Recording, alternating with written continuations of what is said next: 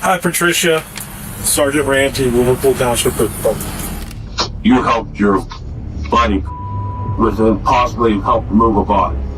I have a search warrant to search in the shed. This is the shocking case of Tiffany Morrison, a 34-year-old mother of 3 whose life ended in a horrifying act of violence. In December 2025, around 6 p.m., Tiffany arrived at her mother-in-law's home, where she, her husband Christopher Morrison, and their children had been living.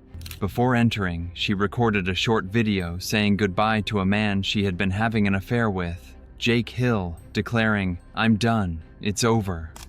I'm done. It's over. We're done talking.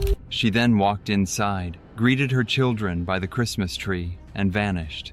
Tiffany's disappearance seemed sudden, but investigators soon uncovered the tension underlying her seemingly ordinary life. After 17 years of marriage, she had decided to end the affair and recommit to her family, but that decision would ultimately trigger a deadly chain of events.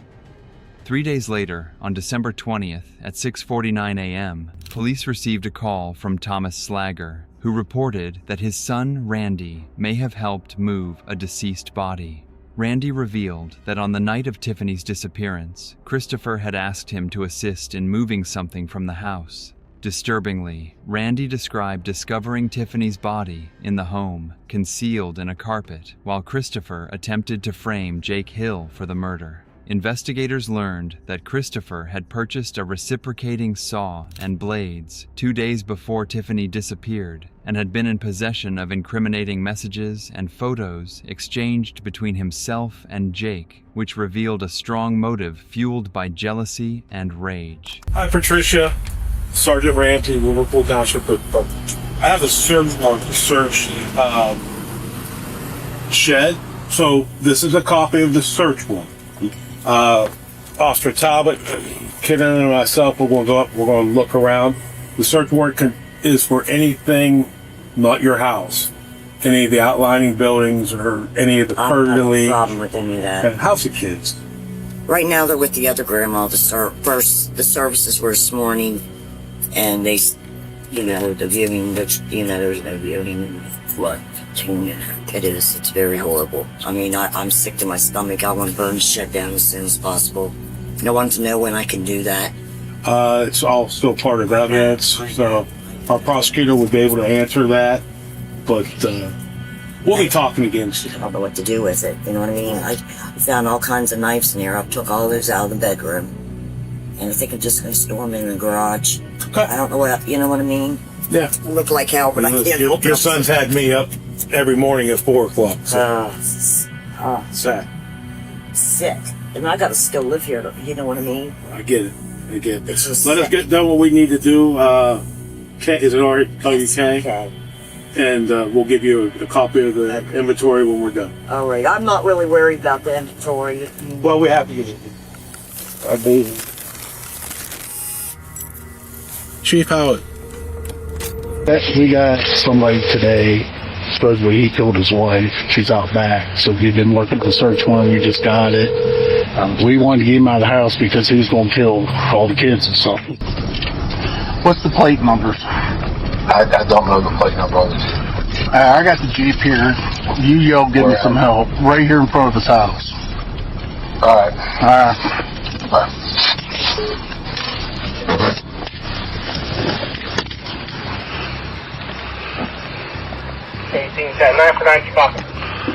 How you doing, sir? Good, how are you doing? You have your license, registration, proof of insurance with you? I'm in county. What do you do there? Oh, that's your handgun thing. I'm trying to see which one of these is good. Oh, gosh. Can I open that door and get Yeah. You got your firearm on you? Yes, sir.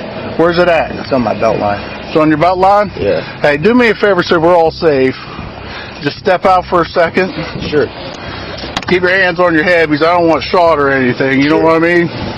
Go and turn around here. Just hold tight. I'm just going to place you in cuffs just until I grab your gun, okay? What's going on? What? We got a call complaint down here. I'm just following up on city. Asked me to come down, help out. I just pulled up to my buddies. I was supposed to pick him up. You supposed to pick up your buddy? Yeah. Who you picking up? Randy Swagger? I don't know who that is. Good. I have 121. Also have firearm, and he is detained. I don't understand what the problem is. What? Come right back here. Sure. Alright, step back here. Why am I stuck in here? And what is wrong with it? You alright? Yeah. We got somebody today. Supposedly he killed his wife. She's out back. So we've been working on a search warrant. We just got it. We wanted to get him out of the house because he was going to kill all the kids and stuff. Supposedly he killed his wife. So he got away. We coaxed him out to come get somebody. Long story short, with everything's going on, we didn't want him, coming in shooting. So it was accident circumstances to get him. Okay. I mean, I yelled for you as soon as I found out he was here. Yeah. Well, but I wasn't going to take the chance of him taking the gun and going. no, for sure. Because he's already threatened. So you aware of what's going on? You have some gentlemen at the station want to talk to you. Okay. So you're being detained and taken back to the Liverpool Township Police Department, okay? Okay. At that point, they'll talk to you and let you know what's going on. Can you guys roll my windows up for me? Your car is getting towed to our station where you're going, and it's going to be put in the Sally Port where it's heated or whatever until they're done talking to you, okay? Okay. First, you don't mind, I don't know what I'm doing. They'll explain all of that when you get there, okay? Okay. Police executed a search warrant at the shed behind the Morrison home, where they discovered Tiffany's dismembered body in 6 separate bags, alongside the saw and knives used in the crime. Due to Christopher's history of violent threats, officers carefully staged a tactical arrest on December 20th, luring him under the pretense of a traffic stop. Christmas Eve, bro. So let's start with how you were contacted, when you were contacted. But in 2 days, so I don't really remember times great. But Roughly, ballpark. I got called by him, and he said he needed me. When did you get called, Red? That night, so it was Sunday night. He called you Sunday night itself, right? 7, yes, 7. Okay, what did he discuss with you at 7 He o'clock? asked me if I could do my favor, a ride, or not give him a ride, drive a different car while he dribbles other car to his lights. What kind of house? Jimmy Hill, I guess. Okay, then where's Jake Hill? I don't know. I've never met the guy. I couldn't see him. But once you got to Shady Side, what happened? We walked in the house and all the kids were there and mom were sitting there and we talked just randomly about stuff there. And Chris said, when you walk down the basement, he was just wanting to get back. Over Tiffany wanting to leave him. Okay, Tiffany wanted to leave him?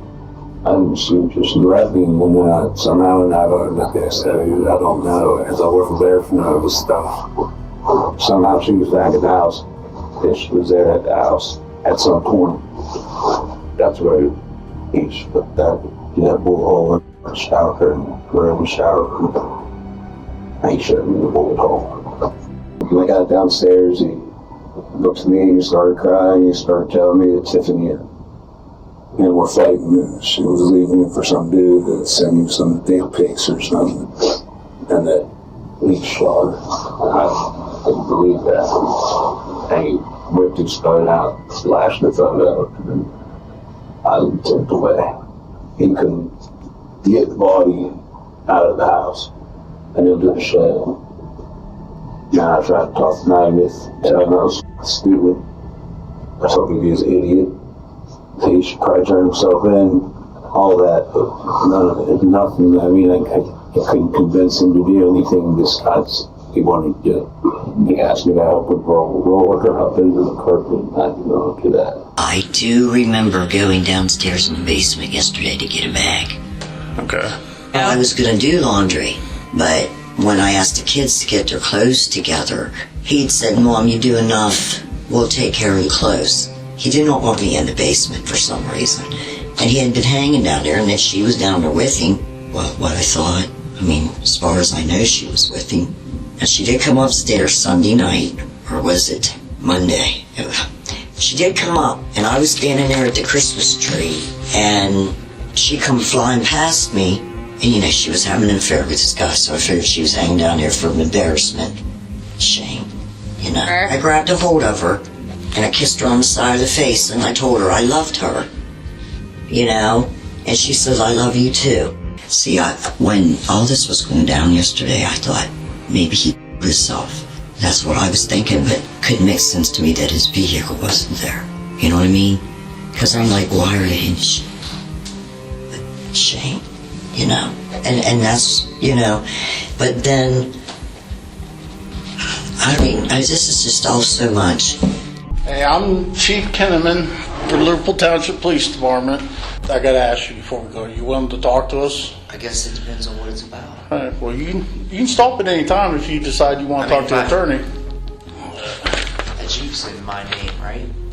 What's that? Jeep's in mine. It's a dual ownership, right? Yeah, I didn't run the Jeep yet. I don't know what's going on. Why you say that? Who might it belong to? Because I'm thinking, like, did my wife say that my Jeep was stolen? Who's your wife? Tiffany Morrison. Tiffany Morrison. What, you guys going through a separation, or? I guess. You guess? I guess. What do you mean you guess? You guys haven't talked in a while, or? We haven't talked in a couple of days. About a week ago, she took off on me. She was gone for 2 days. She didn't talk to me. She barely talked to me. She wouldn't text me back. We had to work together, so we went to work together. And then I talked to her there. I talked her into coming back home. I came back home. We were trying to work things out, or so I thought. Turns out she changed her mind again, and she took off again. So when's the last time you saw her? How many of you guys are? Would have been last night. Last night? Last night we argued, and she said she was going back up to see her boyfriend, and I said, okay. I said, but you're not taking my vehicles. I said, so if you're leaving, then let him, the guy who has no car, come down an hour away from where he lives and pick you up. She's like, no, I'm taking my keys and I'm leaving. I said, no, listen. I said, okay, I'll tell you what, I'll take you there. Pick a spot, I'll drop you off close, you can figure it out from there. And she says, okay.